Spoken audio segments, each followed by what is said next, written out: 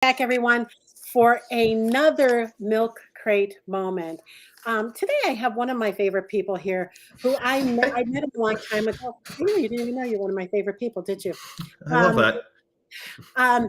I met him a long time ago for where he used to work, and always so quiet, always so very quiet and in the background, right? But now that he's become an entrepreneur, and stepped into the limelight, I like him even better, right? And I'm going to talk a little bit about this at the end and why you too should know David Vance. And David, welcome to Milk Crate Moments. Hey, Gene. Thank you for having me on. It is lovely to be here talking in between more arduous and difficult conversations. It's cool. Well, We can keep it casual. yeah, we're gonna dig into the deep. What did you just say at the beginning of that? It was you said something about it being a what kind of conversation? Casual, arduous, one of those two, which are Yeah, one of those opposites, two, but right? So we're going to be, yeah, this is going to get hopefully a little uncomfortable for you, right? yeah, it's always nice to be able to talk out loud about things that We always things want that to I haven't hide. thought about in a while. Yeah, right. There's nothing better than sharing something you don't want anybody else in the world to know than being on a podcast and sharing it with my viewers here and your viewers here. Mhm. Um, Let me just say, I spoke at Podfest in um, at January, and it was for podcasters in Orlando. And the one thing they kept asking me was, "How many downloads do you have?" And I'm Mhm. like, "I don't even know where my podcast is hosted, right? I do it on Restream because it goes live, but after that, I have no idea." So, do you have a podcast, David? No, although now I produce three of them accidentally. Just it's fun to do, right? It's the one time that you get to make something without you can't really look at the metrics and provide great content. So I produce three different podcasts, but I don't have one with my name on it. Well, I suggest that you get one with your name on it because, first of all, you're fun. And second of all, you're very knowledgeable in what you do and can really help people. I feel like you really helped me this year, right? Thanks. It's good to hear out loud. We spend so much time and I run a video and content production firm here in North Carolina. And sometimes we dart off to our office caves and move pixels around and export videos and throw them up. So it's good to hear that every now and then. Yeah. So I think the stuff we've made and continue to create is really cool and really powerful. So I'm glad to be a part of the team.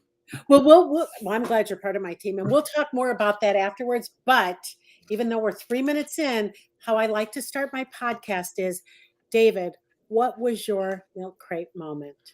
Yeah, I love your terminology for this because it encapsulates something that I think if you start talking about in therapy, you have to say a whole bunch of words to get there. But if I'm thinking about one moment that, like,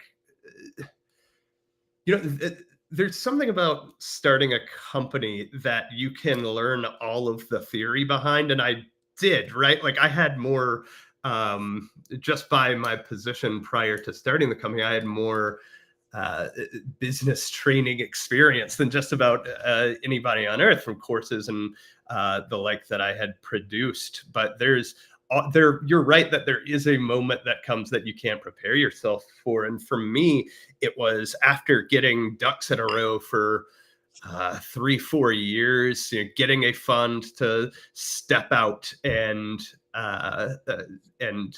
go out on my own, being financially ready, having the plan in place within like I think it was 49 hours, not technically 2 days. If I'm being factual, we were hit on a personal level with about $12,000 in unexpected expenses. We in a real train of things. I got kicked out of my house. I was renting at the time. We were given very little notice in terms of we just know you just started a company a week ago, but you have to find a new place to live. My car exploded in a way that nobody's ever been fully able to explain, and getting hit with a medical bill all at once. So there was a moment that you have to take deep breaths and realize, or I say I had to take really deep breaths like a week into starting a business, and like a week after my last real paycheck came in, and talk myself through it, of it being like, all right, we're in this thing. So I think that was sort of the milk crate moment for it, that it stopped being cute and fun and something to dream about, and started becoming a like, all right, you gotta find somebody to pay you right now because life's not gonna stop coming at you. Well, I think, you know what? Here's the thing. I think most people don't think about that, right? What happens when, and when you first said that, and you're like, I put all these pieces in place. Let me ask you a question.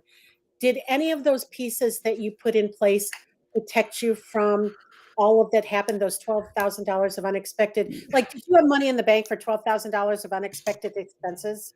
Yeah, but it was earmarked for like how I was going to live, right? Like I'm a little bit Dave Ramsey pilled just from growing up on of like I am at least on the fiscal end, very conservative in personal finances and things. So I had socked away a thing enough to get me through 5 6 months floating as I was waiting on invoices and things to clear. And suddenly the capital P plan was just not, like, it wasn't there anymore, right? And it's funny in hindsight because um, I could have waited another year in terms of like making sure that the plan was 8 more months, but it didn't protect me. What did was just being able to adjust in the moment, right? I mean, you know that more than anybody.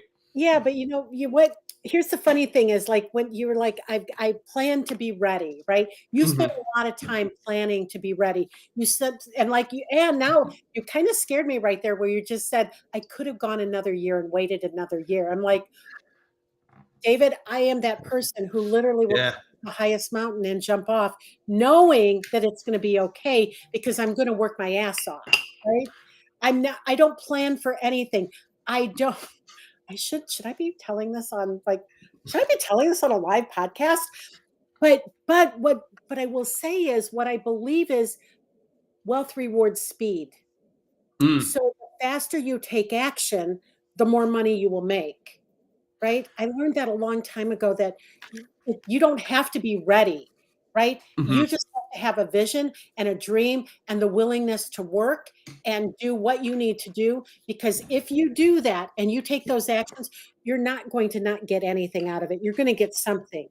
So I Right. And go it's ahead. like you're totally right in that. And I think one of the things that I was doing, and I see a lot of people in particular, I have certain consult calls with people who are just starting out. Maybe they're not ready to uh, hire us on to work with us full time yet, but it's fun to have those conversations. And the thing that I see a lot of people doing that I was doing is catastrophizing, in imagining all of the thousand ways, assuming that everything would break bad luck wise in every thing, when in reality it's literally never happened in any scenario in my life.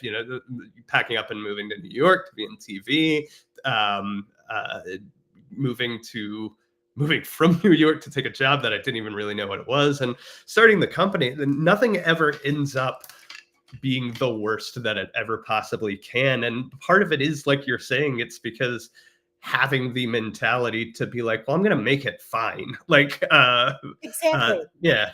So let me ask a question. Let's assume that you've put, because I know this isn't you. You put everything that you had into this business. Literally, you had $75 in your checking account. What would have happened if you had gotten those $12,000 of unexpected expenses right after you quit your job and opened the business? Yeah, I think the thing that I had to do at the time, and continue to have to do, is go in and find the cash flow, right? Like it's the annoying thing behind it is that the numbers game behind all of it works, right? Of like, Right. putting out those like if you can do the math behind it of like, all right, I'm going to do 20 outbounds right now, a certain amount of those are going to respond and somebody's going to pay me for something, right? Exactly. So Oh, you would just have had to sell us like $10,000 packages, right? yeah, So uh, right, or like whatever I had to do. It takes you a little out of the grand building mode and into the foraging mode, but sometimes that's when the best version of what you can create comes out. I don't want to go towards the hungry dog metaphor kind of thing, but like sometimes when you really need to sell something or somebody something is when you can start coming up with the thing that people want the most, right? yes, and that's when you have the leisure of having $12,000 in the bank, right? Right. Then you can be a little bit more discerning on what you're going to create for people that they want. So yay that you had that, because you did come back with a but you came back with, honestly, your offer when you came back with it was an offer that said, I felt like, I'm just going to tell you what I felt like when that happened. So David Right. made me a $5,000 offer that I could not Oh yeah. refuse, right? But my first thought was, okay, I'm gonna say this, and David, I hope I don't embarrass you. My first thought was, when you came to me with everything you gave me for $5,000, my first thought was, holy crap, David needs to create money now, right? Yeah. So, and I would have bought it anyway without even thinking that, because it was a kick-ass. So it was a deal that I couldn't turn down. But you also brought the goods, right? Mm, You also brought the goods with what you did. So let's talk about that. Let's kind of transition over to sure. what you do. So I'm going to say what I think you do, and you tell me if I'm right. Yeah, this is a fun Okay. exercise. This is fun. Let's see what Gene will say next. So, what David offered me was a, I don't even remember how long it was for. It doesn't matter how long it was for, because I think you went over that. But Yeah. David offered me to come to Chicago, or come to Naperville, where I live, bring his crew, set up video, and do video content videos for me that I can put out on social media. And he posts them and he edits them and creates them. And I kept waiting, because when you buy something like that, the hardest part is finding the time to get somebody all that they need. What kind of Mm. content do I need to bring that day when you're coming to video? What kind of mental prep work do I have to do? And when I asked you that the day before, what did you tell me? It would have had to have been something like, "Don't worry, just get energetically, like we've got you," kind of thing, right? Well, it was, but I think what you said to me is, you need to have 2 or 3 different shirt changes, Oh yeah, right? uh, I'm like, "That I can do," right?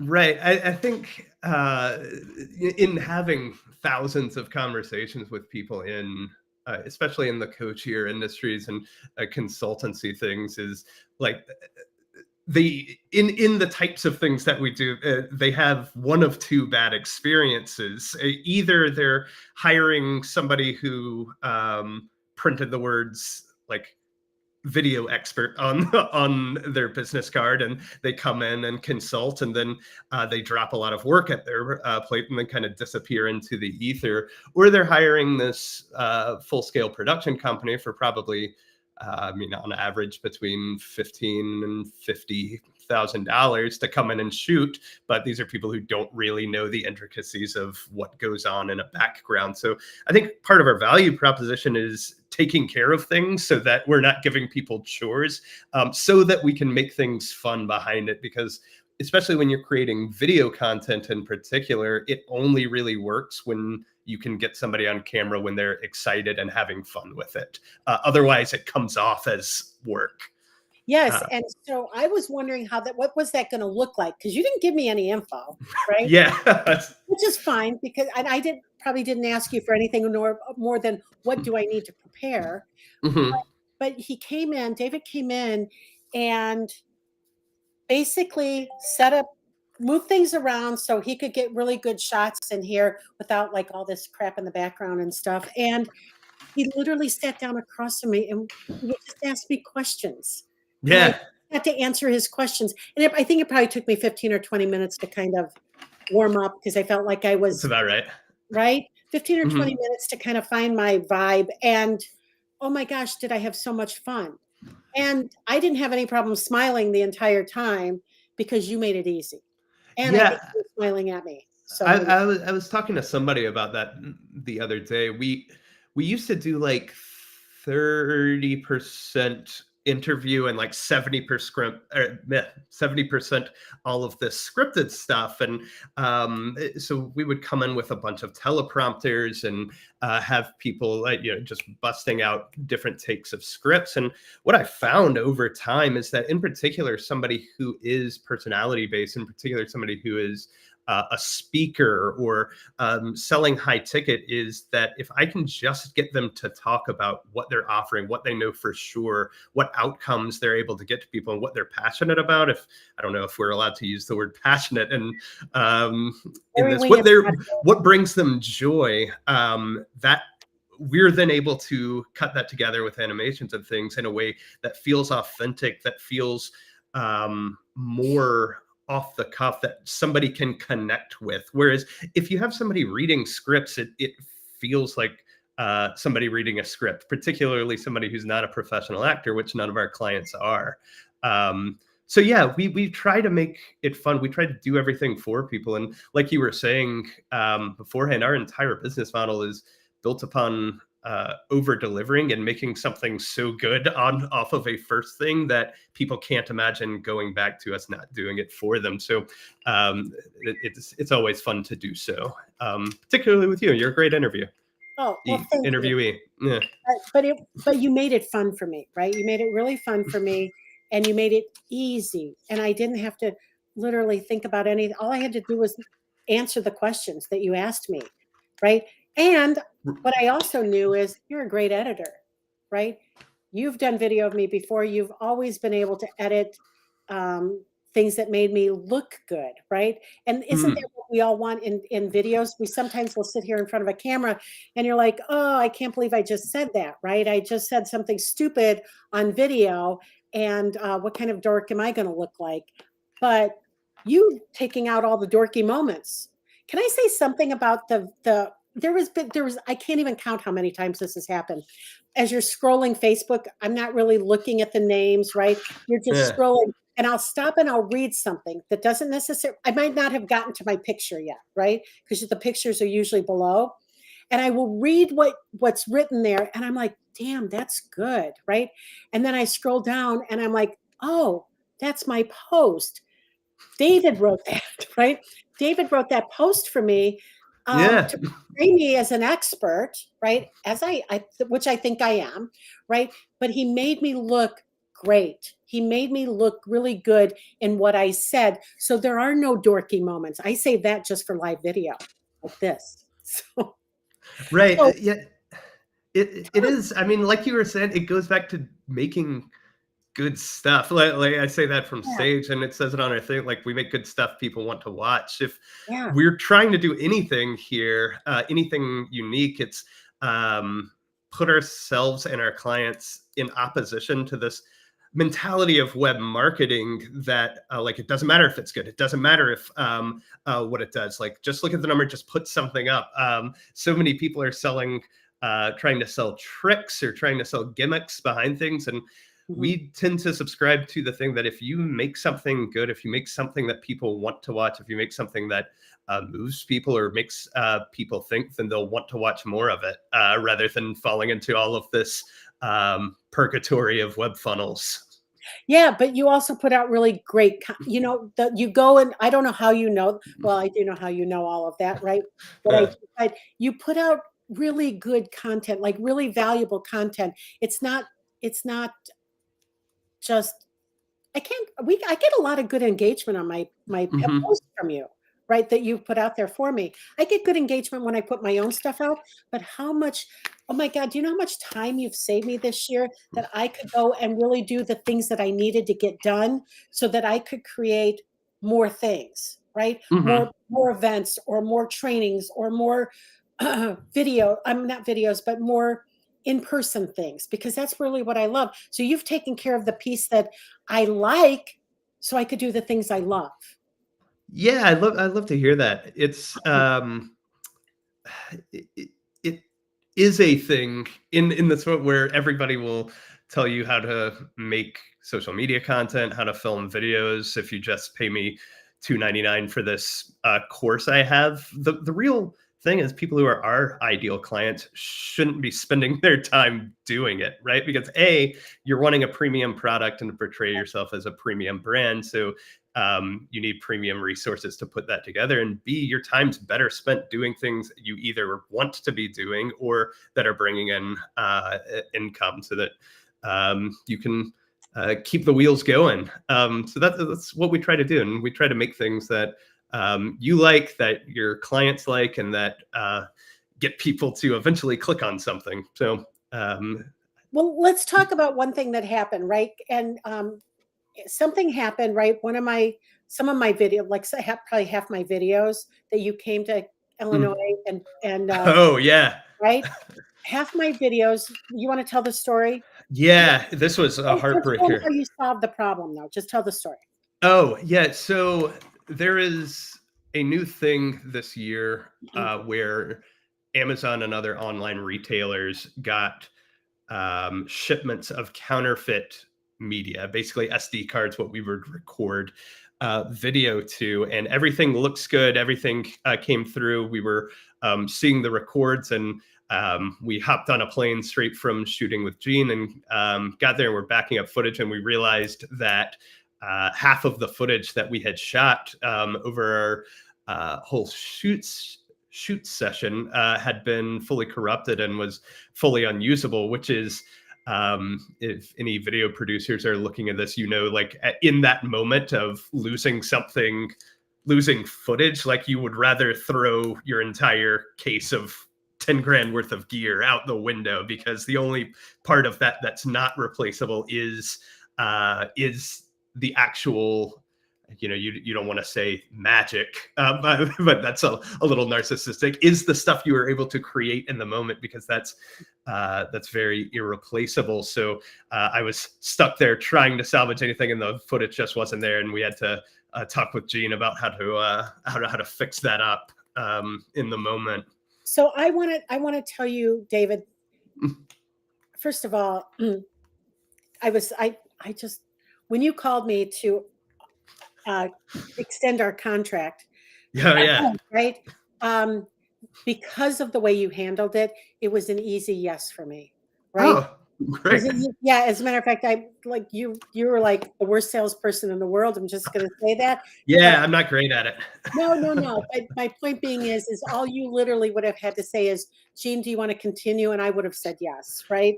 That's And awesome. without even asking the price. But the way David handled that was he called me, explained the situation. What am I going to do? Be pissed off about it? There was nothing you could do about it. There was nothing I could do about it. But he said to me, I'm coming back to Chicago. I'm coming back to Chicago Oh, and we're yeah. going to reshoot those videos. And I'm good. And if you did it within a week, right? You did it Yeah. that week, got back here and reshot those videos for me. I didn't ask you to do that. Had you asked me to come to North Carolina, I might have thought about it. Probably Mhm. would not have been really happy about going, but maybe I would have. I don't know. But the fact is that you didn't even ask me. You just said, I'm going to make this right. And you came back. You could have tried to do something online. Like how many people are doing stuff online, videotaping other people, video content online. Mhm. But are you going to really get the same, the same, the same energy in the room if you were in North Carolina and I was in Illinois, right? It was, Right. but It, you it came here. Yeah. You came here and literally touched my heart that you would, because I know at that point you made you probably even before that point, you made no money on that first sale. No, Right? no, uh, my accountant was very clear about that. But yeah, it's like you're saying, you can always shoot something remotely, but I mean, you can always do anything the easiest way behind things. And I think, yeah, I end up on sales calls with people like that where they're like, well, why can't we just shoot it remotely? And I know it, and I know as soon as somebody's trying to do something, trying to do something the lowest form of what they can do, then they're not really our people, right? So, and I think especially in that circumstance, we wanted to make sure that you got the production value that you wanted behind it, but also that you had a great experience with it. And I think the Great results ended experience. up speaking for themselves back through that. And you know that it only helped me get towards Delta Gold status. So always a silver lining in having to fly back up to Chicago. Um, and you're a wonderful host for bringing crews up. Well, thank you. But so listen, I want to say this because I don't really give testimonials for people on here. Not because I don't, but because most of my guests I don't work with. I have not worked with Mm-hmm. them at any stage. But I would say that if anybody is really serious about adding a lot of content, video content, and not just video, you've been posting a lot of just pictures of me with Facebook posts or LinkedIn posts. Mm-hmm. And I will get those will show up in my notifications. And when I look up to see what the notification says, I see right away like Gene Kuhn professional page or something like that. Mm-hmm. Like I've been sitting here all morning and I know I didn't write that. Let's go see what I said today. So I just appreciate you so much for everything you do. And I think anybody who's looking to do video content and as well as the static post content Mm-hmm. should be reaching out to David at expoundmediagroup.com in order to save their time, make money on the money they're paying to have that done, right? I can make more money based on the fact that I'm paying you money in order to do the stuff that I just don't want. I don't want to do it. I will do it, but I don't really want to. I like having it done. I've said the things. It's not like it's not my content. You're putting my Mm-hmm. content out there. But you're doing the biggest favor for me is that and I know it's not a favor, it's part of the Yeah. program. The biggest piece for me is the fact that I don't have to post any of it, right? You Yeah. make magic happen. Yeah, absolutely. And we try to have things happening consistently and expanding consistently because we want, we talk all the time in our pre-production meetings about this of how I'm not concerned about any one particular video and the numbers behind it. I want to look at what the next 3, 6, 12, and 24 months look like in terms of creating a digital footprint that'll position you as a premium brand. So it's our pleasure to work with you. Awesome. You guys reach out to David. David Vance, thank you so much for being here. I'm so grateful. And I'm sure I will talk to you in the next few days. Yeah, I'm around. Talk to you soon. Thank you for having me. Okay. Take care. Bye-bye.